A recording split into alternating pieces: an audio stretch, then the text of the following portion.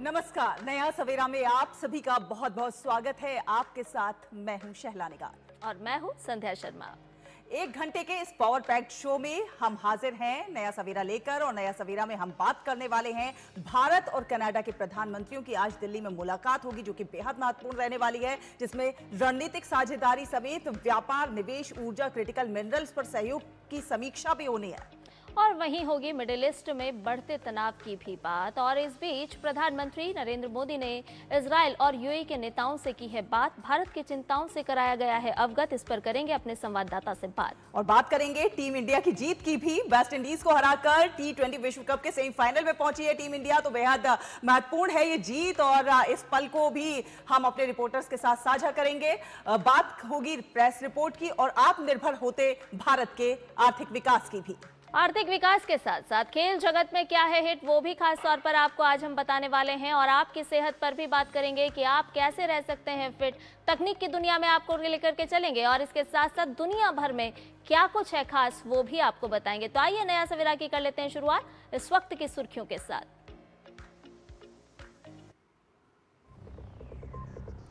भारत और कनाडा के प्रधानमंत्रियों की आज दिल्ली में होगी मुलाकात। रणनीतिक साझेदारी समेत व्यापार, निवेश, ऊर्जा, क्रिटिकल मिनरल्स पर सहयोग की भी होगी समीक्षा।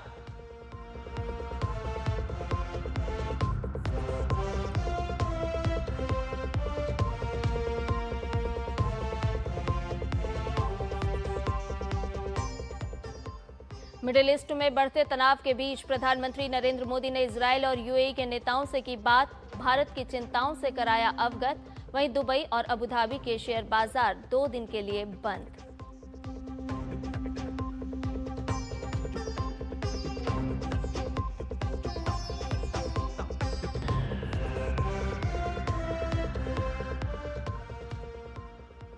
अमेरिका का दावा, खामनेई की मौत के बाद ईरान का नया नेतृत्व बातचीत को है तैयार। वहीं ईरान के राष्ट्रपति ने कहा, दुश्मनों को मिलेगा माकूल जवाब।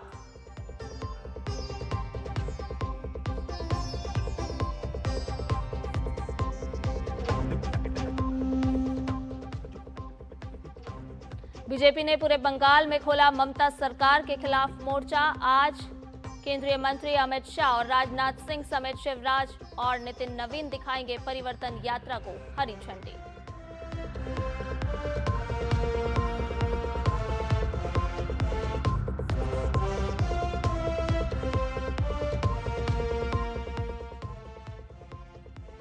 और वेस्ट इंडीज को 5 विकेट से हराकर T20 विश्व कप के सेमीफाइनल में पहुंची टीम इंडिया। 5 मार्च को वानखेड़े में इंग्लैंड से होगा सामना।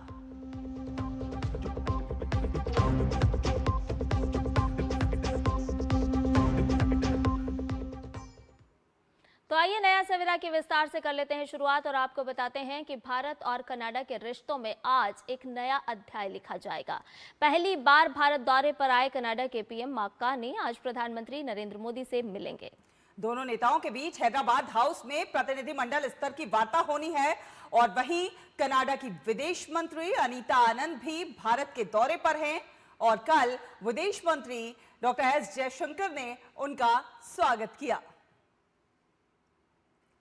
तो आज की मीटिंग की बात की जाए तो पीएम मोदी और मार्क कार्नी के बीच भारत कनाडा रणनीतिक साझेदारी के विभिन्न क्षेत्रों में अब तक हुई प्रगति की समीक्षा होगी, जो कि कनानासिक्स जून 2025 और जोहानसबर्ग नवंबर 2025 में जो हुई थी, उनकी पिछली बैठकों पर इसी पर आगे और बातचीत होनी है। आगे की बातचीत इसी के ऊपर आधारित होगी। तो मार्क कार्नी की भारत की पहली आधिकारिक यात्रा है ये। और आपको बताते चलें कि दोनों देशों के बीच व्यापार और निवेश सहित तमाम ऐसे क्षेत्र हैं जिसमें प्रमुख स्तंभ हैं।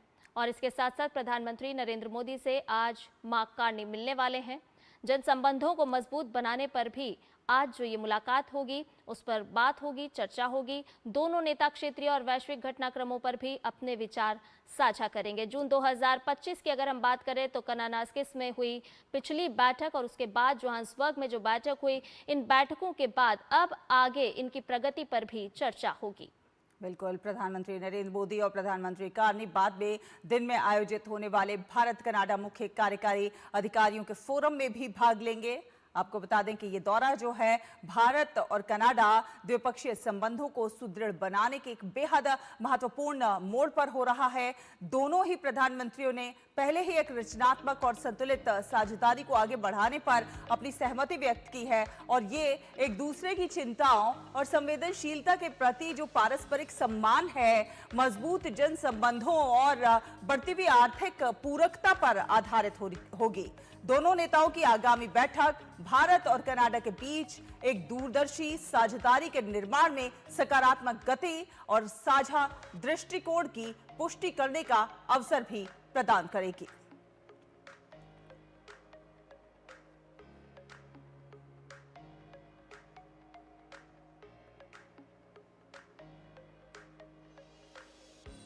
वहीं कनाडा के प्रधानमंत्री मार्क कार्नी ने आज की मीटिंग से पहले कुछ खास बातें सोशल मीडिया के जरिए कही हैं। उन्होंने कहा है कि मैं प्रधानमंत्री मोदी से मिलने के लिए नई दिल्ली पहुंचा। कनाडा और भारत दो आत्मविश्वासी और महत्वाकांक्षी देश हैं जो एक साथ हिम्मत से आगे बढ़ना चाहते हैं।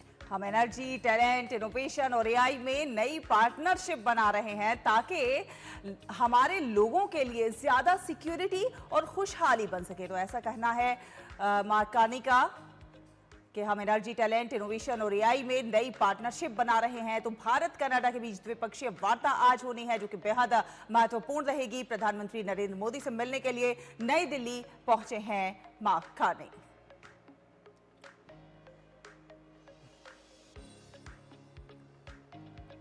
तो भारत और कनाडा के बीच किस प्रकार से संबंध सुदृढ़ होते जा रहे हैं, अखिलेश सुमन हमारे संवाददाता हमारे साथ जुड़ रहे हैं इसी पर ज्यादा अपडेट के साथ। अखिलेश, दोनों देशों के अगर भारत और कनाडा के संबंधों की बात की जाए तो और ज्यादा सुदृढ़ करने की दिशा में ये दौरा बेहद महत्वपूर्ण नजर आ रहा है।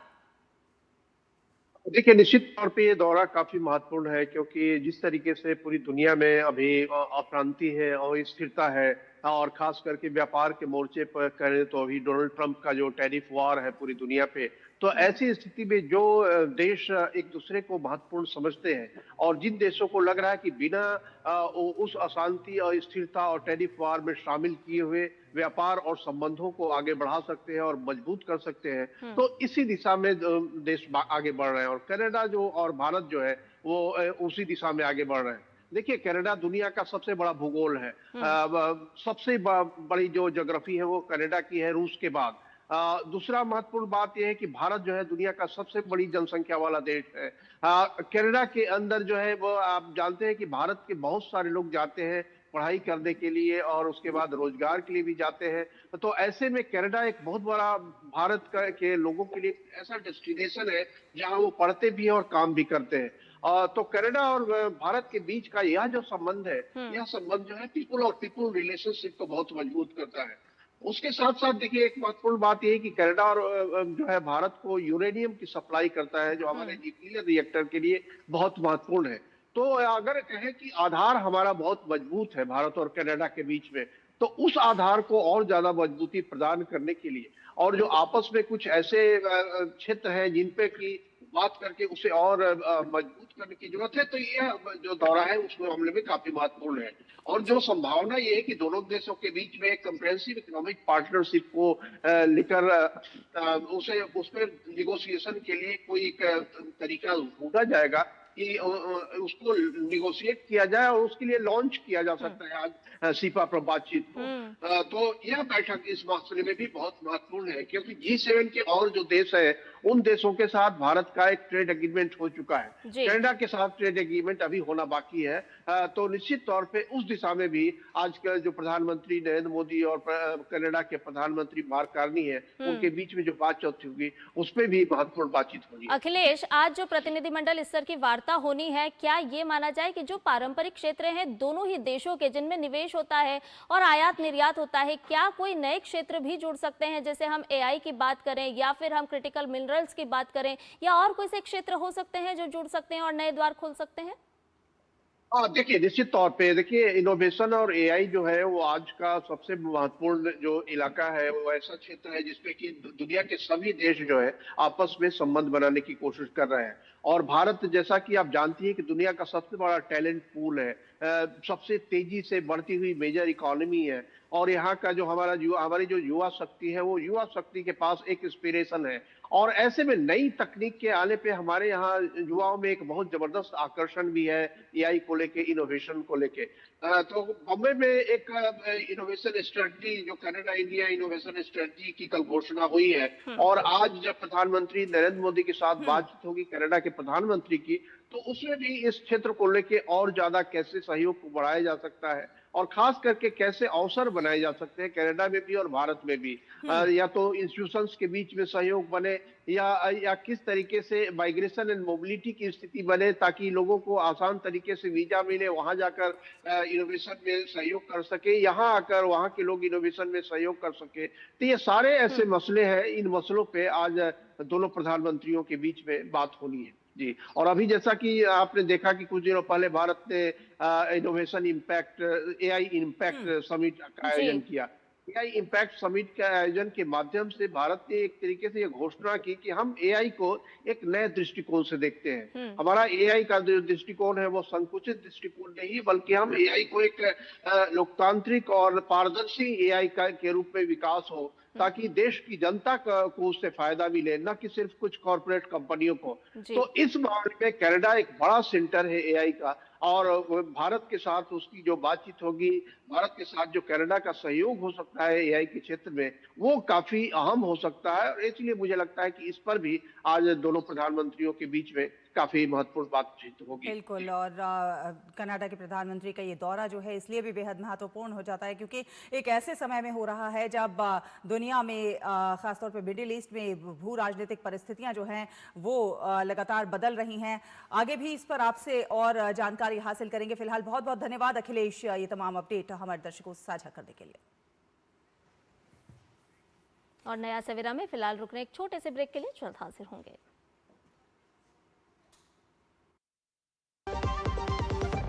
हमें पता है, हमें पता है चमकी चाट से क्या बना है, सैंडविच लस्सी और छाछ और हर घूंट में चमकी चाट ड्राई फ्रूट और दही बड़े, चमकी चाट से स्वाद बढ़े। और चाट पपड़ी दही बल्ले। चमकी चाट से बल्ले बल्ले। असली स्वाद सिर्फ चंकी चाट।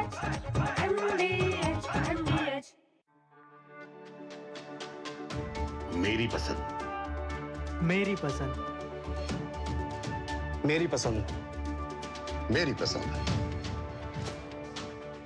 हमारी पसंद। हम सबकी पसंद। मजबूत देश का मजबूत सरिया हो गया स्टील। अरे रामदयाल, तेरी उपज का क्या हुआ? अरे औने पौने दाम मिल रहे थे इसलिए नहीं बेची। और तुम्हारी उपज? मेरी उपज ये रही मेरे मोबाइल में एकदम सुरक्षित। अरे ये तो कोई रसीद लगती है। कोई रसीद नहीं, डिजिटल रसीद है जो WDRA से पंजीकृत वेयर हाउस में उपज रखने से मिलती है। WDRA?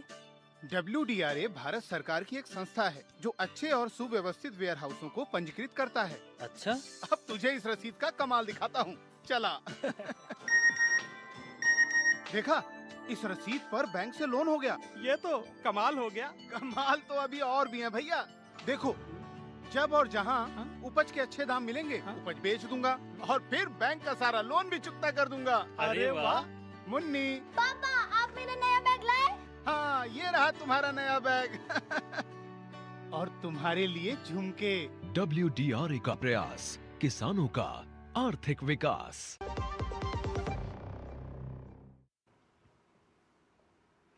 और ब्रेक के बाद नया सवेरा में आपका एक बार फिर से स्वागत है। और आइए बात करते हैं मिडिल ईस्ट की, जहां तनाव लगातार बढ़ता जा रहा है। अमेरिका और इजराइल ईरान पर ताबड़तोड़ हमले कर रहे हैं।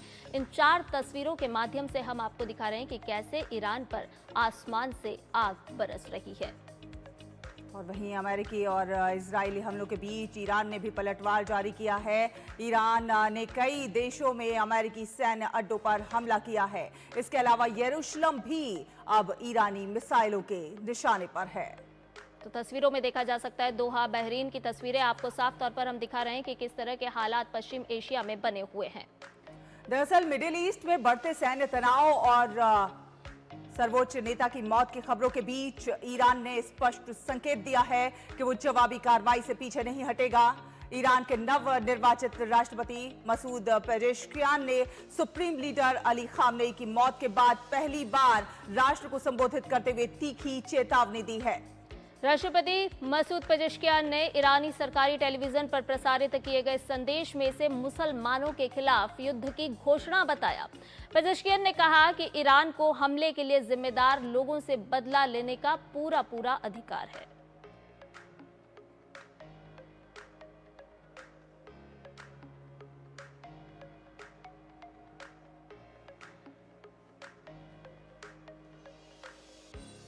और वहीं ईरान के सर्वोच्च नेता अयातुल्लाह खामनेई की मौत के बाद देश में प्रशासन की निरंतर सुनिश्चित करने के उद्देश्य से अंतरिम नेतृत्व परिषद की दूसरी बैठक आयोजित की गई।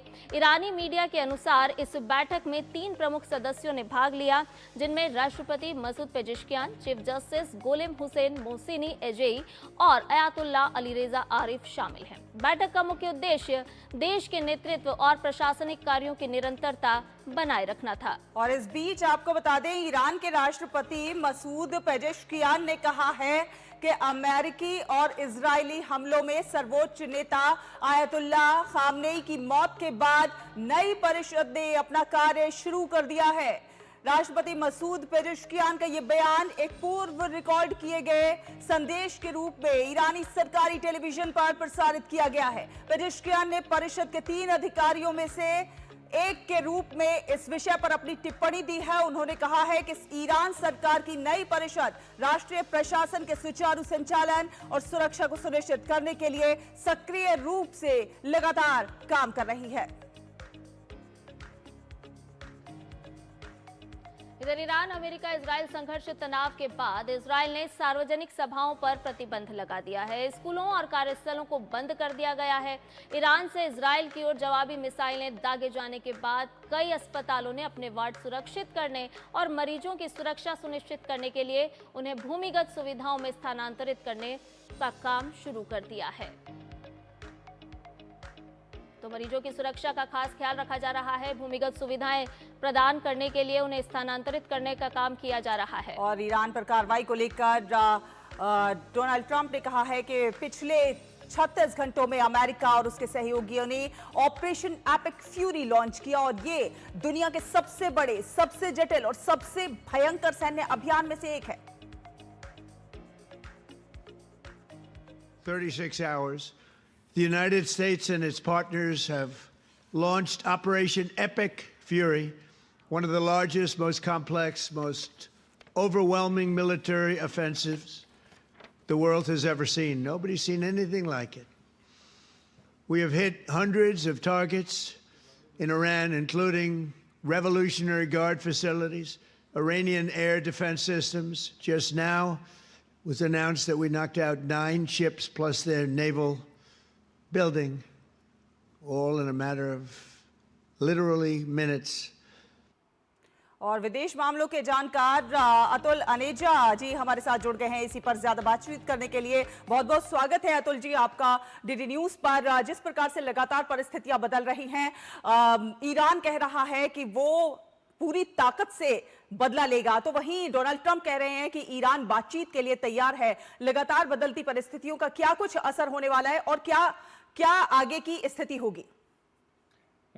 शैला जी, अभी हम देख रहे हैं कि एस्केलेशन चल रही है। हम ये नहीं देख रहे कि युद्ध जो है एक तरह से स्थिर हो रहा है, एक तरह से उसमें सिर्फ बढ़ोतरी हो रही है। हम देख रहे हैं कि ईरान के ऊपर जो अटैक्स हैं वो बढ़ गए हैं और उसी तरह से जैसे आपकी रिपोर्ट में कहा गया था कि ईरान के भी जो पलटवार हैं, जो सारे खाड़ी के देश जो मिलिट्री बेसिस हैं उसके ऊपर पड़ गए हैं। हमने देखा रात को लेबनान के ऊपर जो है इजराइल का हमला हुआ क्योंकि लेबनान से मिसाइल्स दागी गई हिजबुल्ला की तरफ से, तो एक नया थिएटर उसमें आ गया है।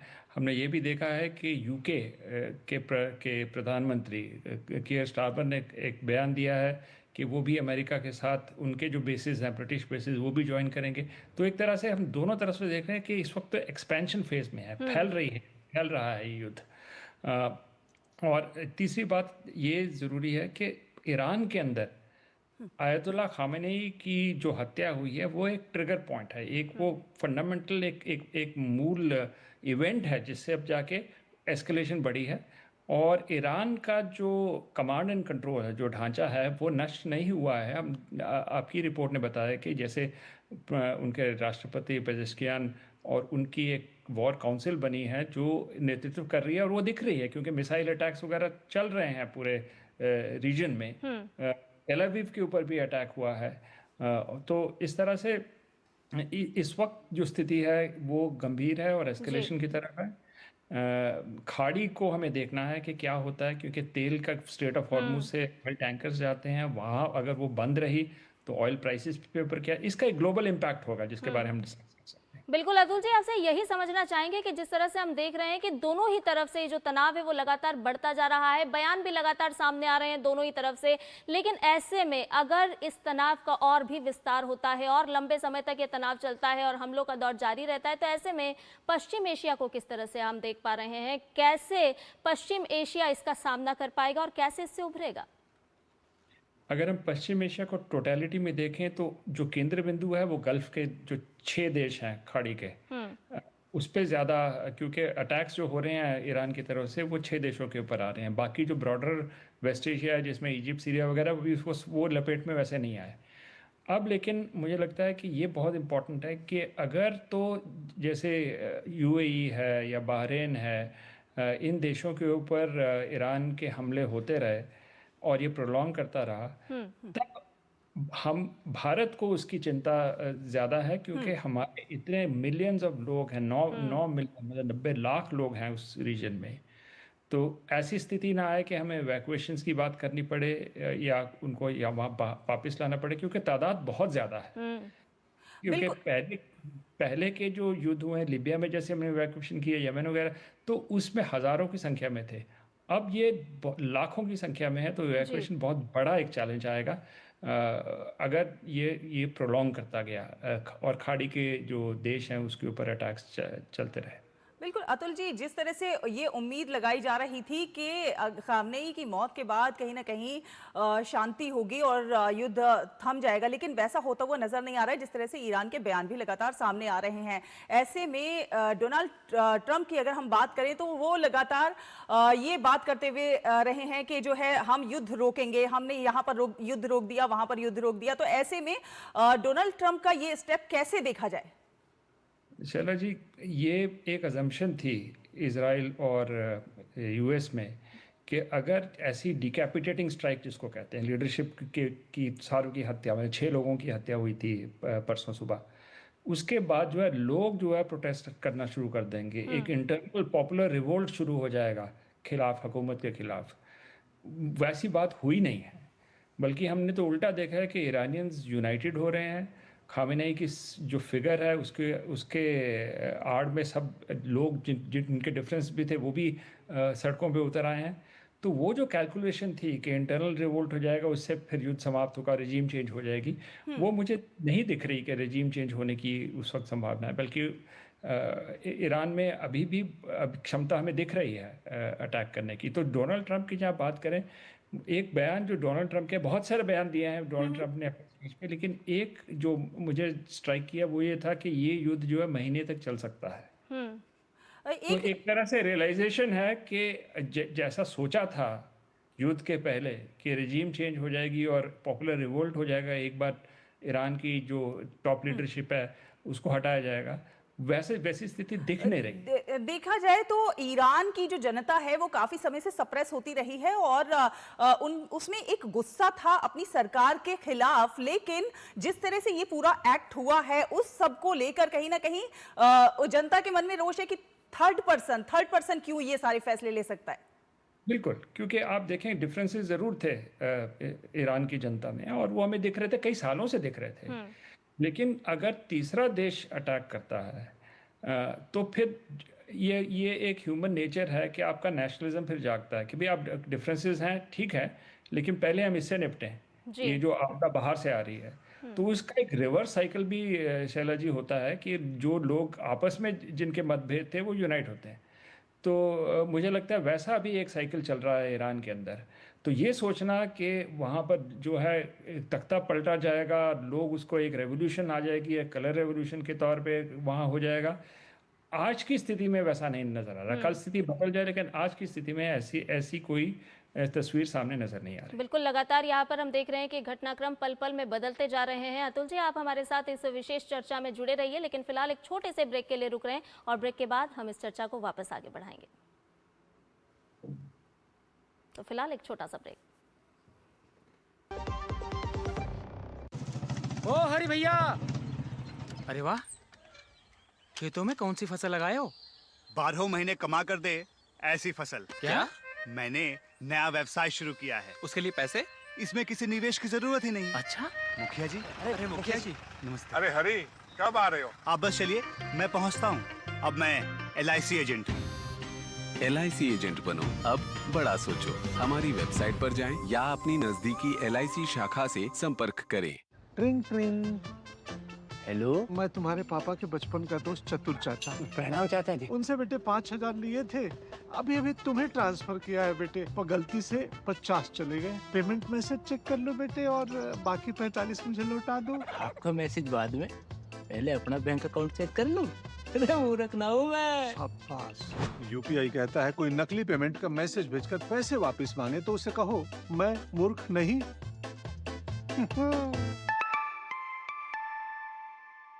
जाइए, आप भी किसी का टेस्ट लीजिए।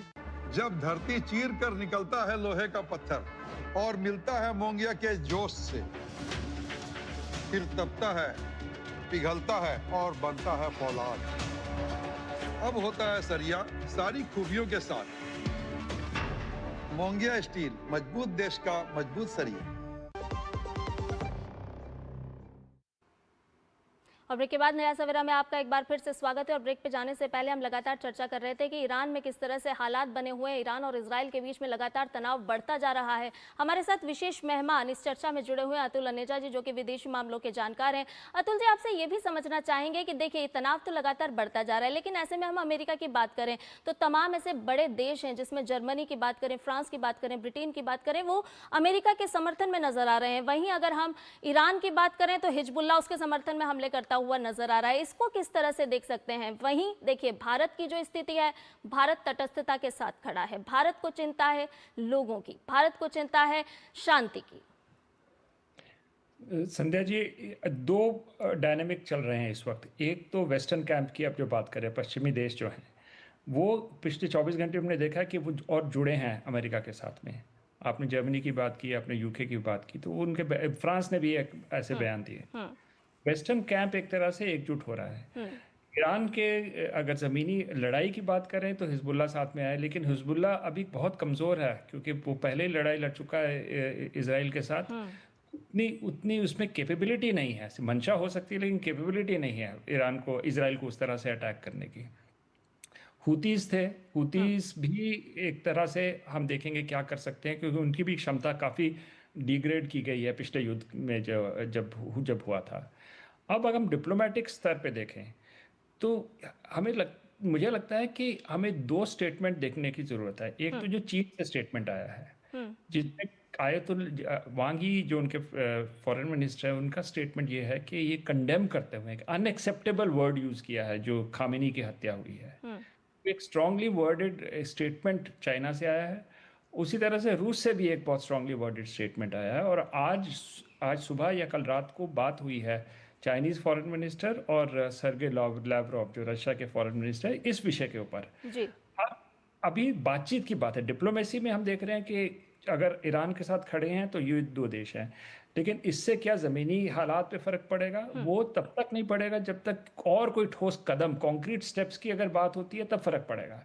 तो अभी अगर पलड़ा देखें ओवरऑल, वो ईरान के खिलाफ है। एक तरफ से वेस्टर्न कैंप जुड़ा हुआ है एक साथ, और इनके जो पोटेंशियल सपोर्टर्स हैं ईरान के अभी भी बातचीत में लगे हुए हैं। लेकिन क्योंकि डायनेमिक सिचुएशन है, अगर ये युद्ध बढ़ता है, कुछ दिन और चलता है, तो स्थिति पलट सकती है। एक तरह से स्टेबलाइजर भी आ सकता है ईरान के समर्थकों का। इराक वगैरह में अगर हम देखें, वहाँ से है सपोर्ट, जो ग्रुप्स हैं वहाँ पर हिजबुल्ला एक इराकी हिजबुल्ला भी है, उसने सपोर्ट किया, लेकिन ये छोटे ग्रुप हैं। बड़ा देश कोई खुल के ईरान के साथ अभी तक नहीं आया। तो चलिए, बहुत बहुत धन्यवाद ये तमाम विश्लेषण करने के लिए और हमारे दर्शकों से ये अपडेट भी साझा करने के लिए बहुत बहुत धन्यवाद आपका अतुल जी। और इसके साथ ही आपको ये भी बता दें कि पश्चिम एशिया में बदलते हुए हालात पर कैबिनेट कमेटी ऑन सिक्योरिटी की बैठक हुई है। पश्चिम एशिया में युद्ध के बाद के हालात पर इस बैठक में खास तौर पर चर्चा की गई। इस युद्ध से कई देश प्रभावित हुए हैं, जिनमें बड़ी संख्या में भारतीय रहते हैं। जी हां, आपको बता दें कि बैठक के बाद सभी संबंधित विभागों को इन घटनाओं से प्रभावित भारतीय नागरिकों की मदद के लिए जरूरी और मुमकिन कदम उठाने के निर्देश दिए हैं। और पीएम की अध्यक्षता में ये सीसीएस की बैठक हुई है, जो कि जिसमें कई निर्देश भी दिए गए हैं। सुरक्षा मामलों की समिति के बीच मंथन हुआ है।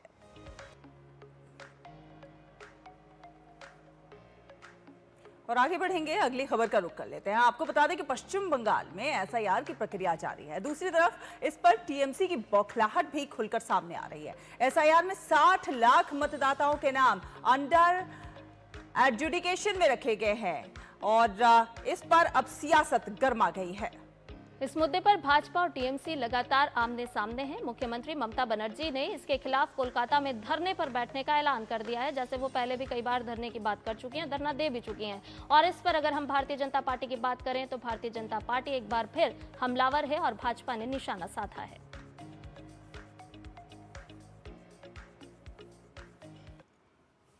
ममता बनर्जी खुद घोषणा की थी 1 करोड़ 20 लाख लोगों का नाम हट सकता है। अभी इसको जोड़ने से वही हो रहा है।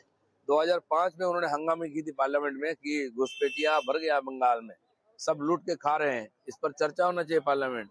अनुमति नहीं मिली सोमनाथ बाबू का तो उन्होंने पेपर फेंक के वहां जमा किया था और आज वो उसको समर्थन कर रही हैं। हम भी जानते, हम बोलते थे 1 करोड़ से ज्यादा घुसपैठिया है और ये फॉल्स नाम है। अभी उतना होना ही है, ये सब बस इनके पास कोई डॉक्यूमेंट नहीं है और इसे काटे जाएंगे तभी टीएमसी हारेगी। टीएमसी जानती है कि 3 बार सरकार बनाई फॉल्स वोटर्स के ऊपर, इसलिए उनको डर है कि ये नाम छट जाएगा तो फिर उनको जितना मुश्किल हो जाएगा। एसआईआर के खिलाफ ममता बनर्जी पहले से विरोध कर रहा है। क्यों? यहाँ इतना काला है, वो पूरा डाली काला, तो इसलिए उनका रक्षा करने के लिए वो fake voter, dead voter, Bangladeshi Muslim voter, Rohingya voter रक्षा करने के लिए ममता नाटंकी कर रहा है पहले से ही। To me, it looks like a very carefully drafted strategy where they're taking the judicial route without putting any blame on any judges or justices. They're taking the judiciary route to delay the election and impose something like a precedence rule. Because they can't face the people. और आगे बढ़ेंगे और खबरें देखेंगे खेल जगत से sports card. तो भारत ने टी20 वर्ल्ड कप के सेमीफाइनल में जगह बना ली है। आखिरी सुपर 8 मुकाबले में भारत ने वेस्टइंडीज को 5 विकेट से हरा दिया है और अब भारत सेमीफाइनल में 5 मार्च को मुंबई के वानखेड़े स्टेडियम में इंग्लैंड से भिड़ेगा। वेस्टइंडीज ने भारत को 196 रन का लक्ष्य दिया था, जिसे भारत ने 5 विकेट के नुकसान पर 19.2 ओवर में हासिल कर लिया। संजू सैमसन ने नाबाद 97 रन की मैच जिताऊ पारी खेली और तिलक वर्मा ने 15 गेंद में 27 रनों की पारी खेली। कप्तान सूर्य कुमार यादव ने 18 और हार्दिक पांड्या ने 17 रन जड़े। वेस्टइंडीज पर भारत की जीत के बाद टीम इंडिया के प्रशंसकों ने जीत का जमकर जश्न मनाया है। ईडन गार्डन्स मैच देखने पहुंचे प्रशंसकों से खास बातचीत की हमारे संवाददाता मुकेश शुक्ला ने, आपको सुनवा देते हैं।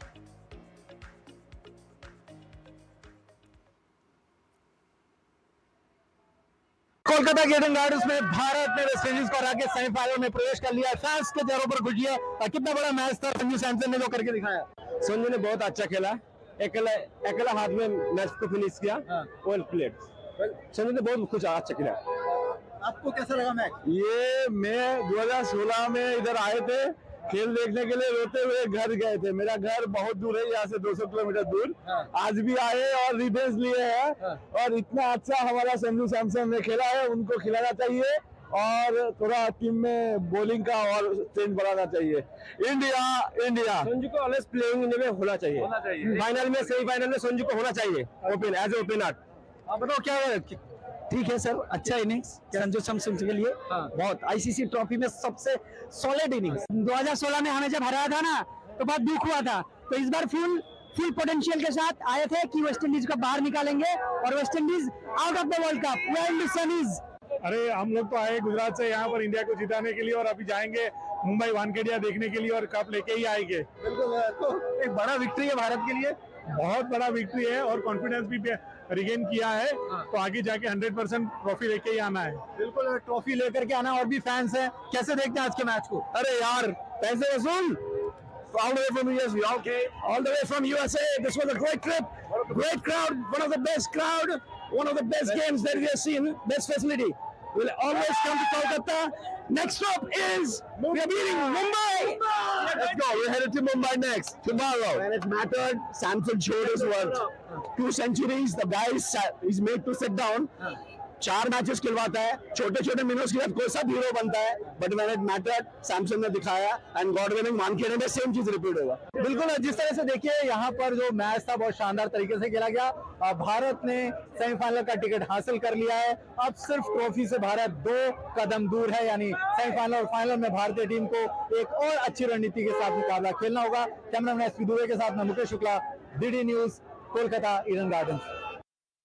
तो प्रशंसकों को आप साफ तौर पर सुन रहे थे, न केवल टीम में इस जीत की खुशी है बल्कि प्रशंसकों में खासा उत्साह नजर आ रहा है। हमारे संवाददाता मुकेश शुक्ला हमारे साथ और भी ताज़ा अपडेट के साथ जुड़ गए हैं। मुकेश, हम लगातार देख रहे हैं कि किस तरह से फॉर्म में चल रही है भारतीय टीम और अब निगाहें हैं वर्ल्ड कप पर। किस तरह से तैयारी है भारतीय टीम की?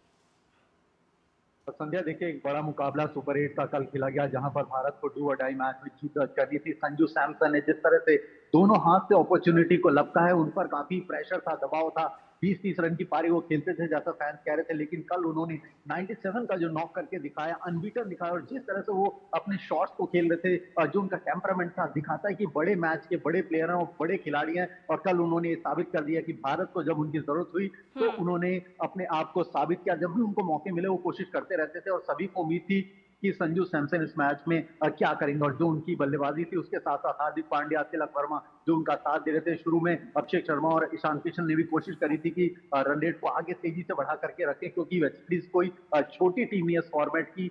बड़ा ही उनके अंदर भी टेम्परामेंट। 2016 में जिस तरह से हम हारे थे वेस्ट इंडीज के साथ और हमें बाहर होना पड़ा था, उसका बदला भी यहाँ लिया गया। यानी रिवेंज भी दिखा, एक्साइटमेंट भी दिखा और एक पूरा खेल का जो टेम्परामेंट था। मुंबई में अगली जंग होगी, सेमीफाइनल में इंग्लैंड के खिलाफ क्या कुछ रणनीति होगी, ये इंपॉर्टेंट होगा, उस समय देखना।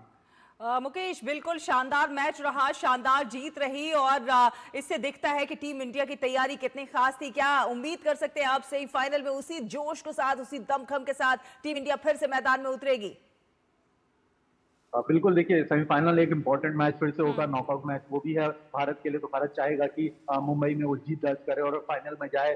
जिस तरह से भारत के जो खिलाड़ी वो खेल रहे हैं, मोरलेस जो इंपॉर्टेंस है वो फील्डिंग को लेकर के, गेंदबाजी को लेकर के, थोड़ा सा वहां पर उन्हें वर्कआउट करना पड़ेगा। थिंक को सोचना पड़ेगा कैसे वो वहां पर उसको स्टेबल करते हैं। बल्लेबाजों ने तो अपना काम करके दिखाया। गेंदबाजी में जिस तरह से आप देखिए 17 ओवर में कल अर्शदीप के जो उनके ओवर में जितने ज्यादा रन पड़ गए थे, 100 ओवर्स में ऐसे रन निकल जाना कहीं ना कहीं थोड़ी सी कमजोरी जरूर बयान करता है। लेकिन अभी समय है, चीजों को ठीक किया जा सकता है।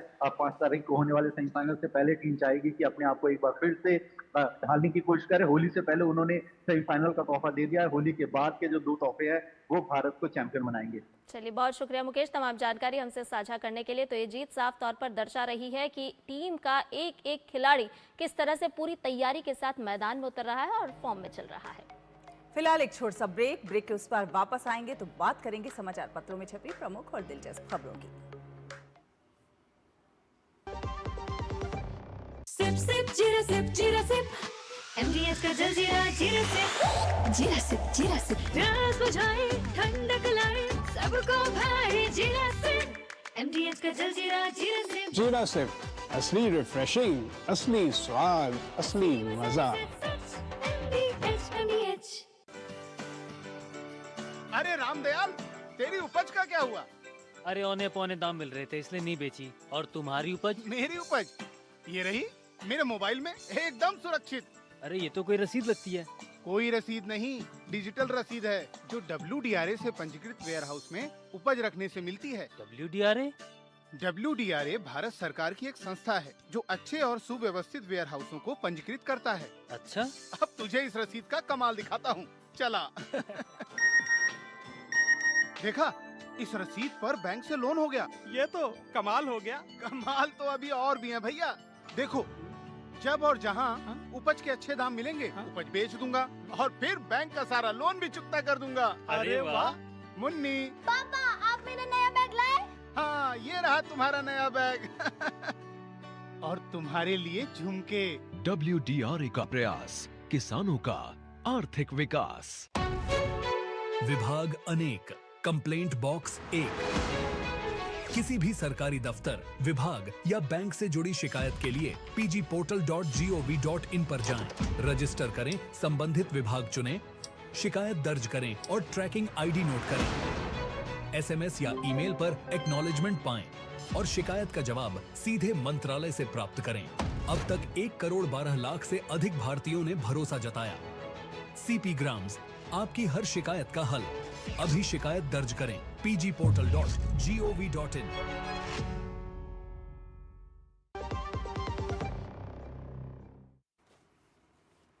और ब्रेक के बाद नया सवेरा में आपका एक बार फिर से स्वागत है और आइए अब आपको बता देते हैं समाचार पत्रों में प्रकाशित खास खबरें।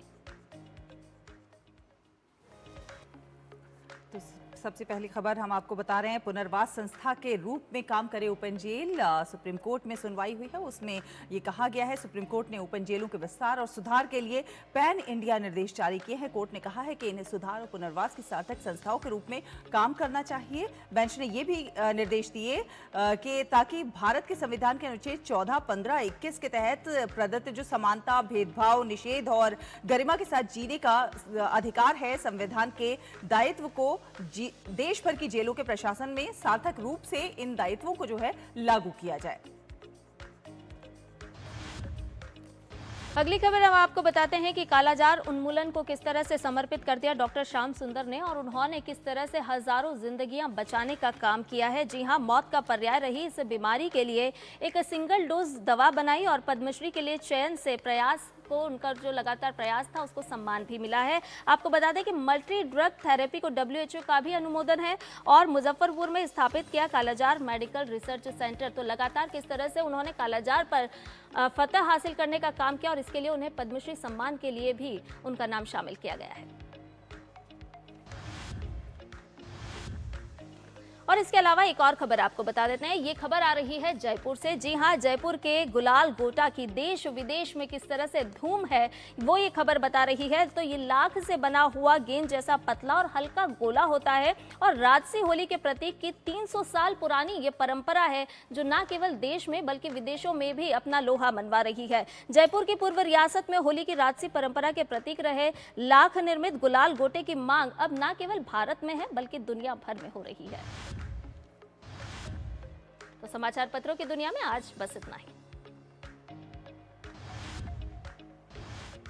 और देश की अर्थव्यवस्था के लिए एक बेहद अच्छी खबर आपको बता देते हैं। इस वर्ष फरवरी महीने में वस्तु और सेवा कर यानी कि GST का कुल संग्रह 1,83,000 करोड़ रुपए से अधिक दर्ज किया गया है। आंकड़ों की बात की जाए तो फरवरी में केंद्रीय GST संग्रह 37,473 करोड़ रुपए रहा, जबकि राज्य GST संग्रह 45,900 करोड़ रुपए दर्ज किया गया। तो रिकॉर्ड GST कलेक्शन जहां केंद्रीय GST से 37,473 करोड़ रुपए मिले हैं। और आपको इसके अलावा ये भी बताते चले कि एकीकृत GST यानी कि IGST का संग्रह 1 लाख करोड़ रुपए से अधिक रहा है। राज्य GST कलेक्शन की बात करें तो 45,900 करोड़ रुपए रहा है। IGST कलेक्शन 1 लाख करोड़ से अधिक रहा है। तो रिकॉर्ड तोड़ रहा है GST कलेक्शन। और अब बात कर लेते हैं मनी मंत्र की, और मनी मंत्र में बात करेंगे पब्लिक प्रोविडेंट फंड यानी कि PPF की। सरकार की पॉपुलर बचत स्कीम है जिसमें वर्तमान ब्याज दर 7.1% है। लंबी अवधि के वित्तीय लक्ष्यों के लिए बेहतर निवेश विकल्प हर तिमाही में ब्याज दरें घोषित की जाती है। तो वर्तमान ब्याज दर की अगर हम बात करें तो आपको 7.1% मिलता है PPF में। और लंबी अवधि के वित्तीय लक्ष्यों के लिए ये बेहतर निवेश विकल्प आपके लिए हो सकता है। अकाउंट होल्डर सालाना अधिकतम 1.5 लाख रुपए तक का निवेश इसमें कर सकते हैं और हर तिमाही में घोषित की जाती है ब्याज दरें। तो बेहतर निवेश के लिए अगर आप विकल्प तलाश रहे हैं तो आप पीपीएफ का रुख कर सकते हैं। गारंटेड रिटर्न मिलता है और टैक्स का लाभ भी आपको इसके जरिए मिलता है। और सालाना अधिकतम 1.5 लाख रुपए तक आप पब्लिक प्रोविडेंट फंड में निवेश कर सकते हैं। खाते की बैलेंस राशि पर अकाउंट होल्डर को लाभ मिल सकता है। पीपीएफ आंशिक निकासी की सुविधा भी प्रदान करता है। बैंक या पोस्ट ऑफिस में आप अपना अकाउंट खोल सकते हैं। ये पीपीएफ अकाउंट और खाते की बैलेंस राशि पर लोन लेने की भी इसमें सुविधा मिलती है। तो बेहतर निवेश का ये एक बेहतर विकल्प है। आंशिक निकासी की भी सुविधा पीपीएफ पब्लिक प्रोविडेंट फंड में मौजूद है। और आइए बात कर लेते हैं एक दिन एक उत्सव की, जो खास सीरीज हम लगातार चला रहे हैं और आपको बता रहे हैं भारत की अलग अलग रंग से रंगी हुई संस्कृति के बारे में।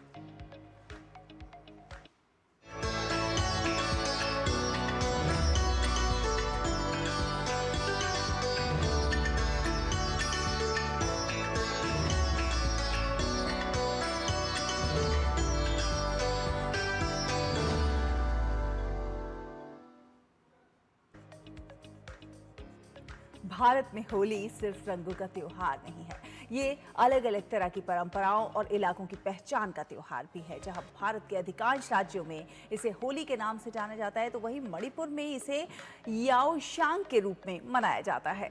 होली जहां हिंदुओं का प्रमुख पर्व और त्योहार माना जाता है, तो वहीं याओशांग मेइतेई समुदाय की सांस्कृतिक पहचान है।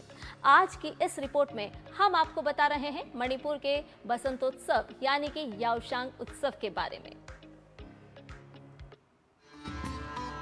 याओशांग मणिपुर का प्रमुख 5 दिवसीय वसंत महोत्सव है, जो मणिपुर के मेइतेई समुदाय द्वारा फाल्गुन पूर्णिमा के दिन मनाया जाता है, जिसे मणिपुर होली भी कहा जाता है। ये सांस्कृतिक परंपराओं और हिंदू रीति रिवाजों का संगम है, जिसमें एक झोपड़ी को जलाना, पारंपरिक थाबल चोंगबा नृत्य, खेल कूद आदि शामिल होते हैं।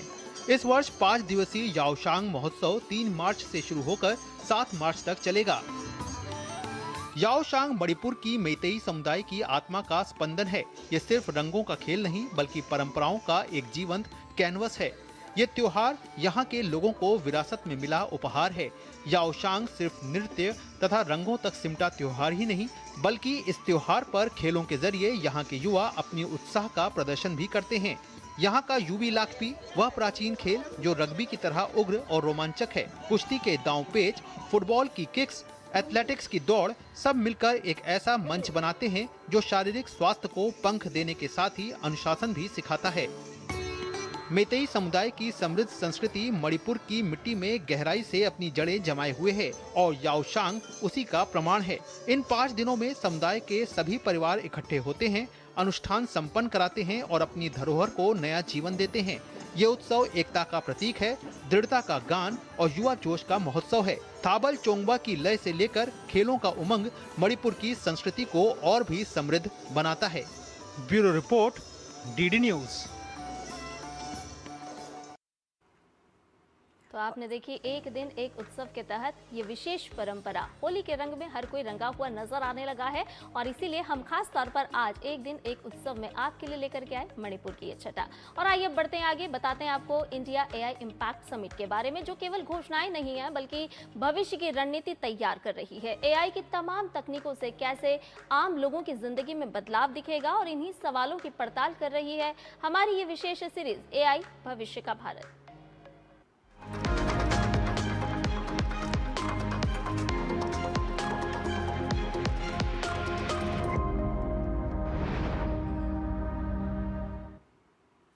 प्रधानमंत्री नरेंद्र मोदी के विजन एआई फॉर ऑल को धरातल पर उतारते हुए ये समिट हमारे युवा उद्यमियों के लिए कैसे एक बड़ा टर्निंग पॉइंट साबित होगा, आपको दिखाते हैं।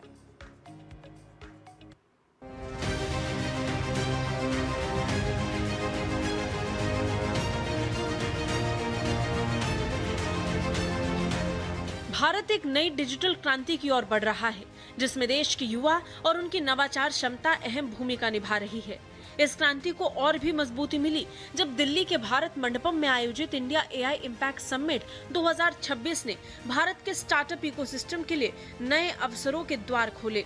इस समिट ने न केवल भारत को वैश्विक एआई मानचित्र पर लाने की दिशा में अहम कदम उठाए, बल्कि प्रधानमंत्री मोदी के एआई फॉर ऑल विजन को भी पंख दिए हैं। इस समिट ने दुनिया भर के तकनीकी दिग्गजों, निवेशकों और स्टार्टअप्स को एक मंच पर लाने का काम किया, जिससे भारतीय स्टार्टअप्स को वैश्विक एक्सपोजर मिल रहा है। इंडिया एआई इम्पैक्ट समिट 2026 का मुख्य आकर्षण उन स्टार्टअप्स को लेकर था जो एआई का उपयोग करके भारत की स्थानीय समस्याओं का समाधान खोज रहे हैं। गैलरीफाई भारत का पहले full stack cinematic AI studio है, जिसका विजन है आर्टिस्ट सबसे पहले आता है। हमारा प्लेटफॉर्म जो है ये भारत का सबसे पहला एआई टीवी शो बनाया है हमने, महाभारत एक धर्मयुद्ध। हमने जो ये प्लेटफॉर्म जो बनाया है, हमने जो एग्जिबिट किया है एआई समिट में, इंडिया एआई समिट में, ये प्लेटफॉर्म आर्टिस्ट को जो अपने आइडियाज जो होते हैं वो थ्रू दिस टेक्नोलॉजी ये एग्जिबिट कर सकते हैं लोगों को दिखाने के लिए। ऐसे ही उदाहरण के लिए मिनट हायर भी है, जो कि ऑनलाइन भर्ती प्लेटफॉर्म है जो कंपनियों और नौकरी ढूंढने वालों को आपस में जोड़ता है। इसी तरह श्रुति भी है, जो एक वर्चुअल एचआर यानी ह्यूमन रिसोर्सेस असिस्टेंट है, जो कंपनियों को हर समय किसी भी व्यक्ति के लिए एचआर सेवाएं उपलब्ध कराने में मदद करता है। ये एक डिजिटल टूल है जिसे एचआर कार्यों को स्वचालित करने और कर्मचारियों को तुरंत समर्थन देने के लिए डिजाइन किया गया। नमस्ते, मैं श्रुति हूँ, आपकी वर्चुअल एचआर असिस्टेंट। मैं आपकी कैसे मदद कर सकती हूँ? Minute hire is India's first leading digital campus placement company, जो कि एक प्लेटफॉर्म प्रोवाइड करती है to TPOs, student and HR. जो भी एक बायस्ड सा सिस्टम बना हुआ है इंडिया के अंदर हायरिंग का, जिसकी वजह से ले ऑफ भी काफी बड़े नंबर पे होती है, उस पूरे प्रोसेस को जो टाइमलाइन लगती है उसके अंदर 7 से 8 दिन की, उसको हम 70% रिड्यूस करते हैं। समिट में इन स्टार्टअप्स की सफलता की कहानियों को विशेष रूप से प्रदर्शित किया गया था, ताकि दुनिया भर में भारत की इस तकनीकी क्षमता का प्रचार किया जा सके। ये स्टार्टअप्स न केवल भारत की स्थानीय समस्याओं का समाधान कर रहे हैं, बल्कि पूरी दुनिया में एआई की संभावनाओं को भी दिखा रहे हैं। प्रधानमंत्री मोदी ने भी इस समिट के दौरान स्पष्ट रूप से ये कहा कि भारत के स्टार्टअप्स ही देश के भविष्य को आकार देंगे और वो विकसित भारत की नींव रखेंगे। नीरज सिंह के साथ ब्यूरो रिपोर्ट, डीडी न्यूज। और नया सवेरा में अब बात होगी मौसम की।